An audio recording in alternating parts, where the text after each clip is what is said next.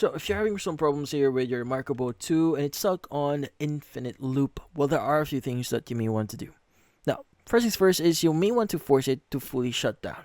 Now, when your reMarkable 2 is stuck on is starting phase here, press and hold the power button for about 30 seconds until the screen goes blank. This completely powers it off and clears any frozen boot attempt. Now, next is you want to plug it in using the original cable and charger. Now, let it charge for at least an hour. Don't try turning it on during this time, just let it build enough power to boot cleanly. Now, after charging, press the power button once to restart. If it's still stuck, try turning it on while plugged in. Sometimes stable power helps it finish booting. Now, if it keeps looping, hold down both the power button and the round front or home button together for about 20 seconds, then release.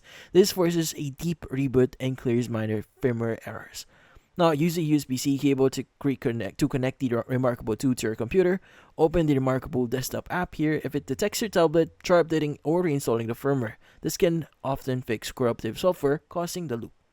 And if nothing works here, you can try factory resetting it. Now, you need to access your settings briefly. Do a factory reset after syncing your notes. Now, it won't boot at all. So if it won't boot at all here, contact reMarkable support, explain the issue, and they can guide you through the recovery or arrange a repair for you if it's hardware related. But that's about it.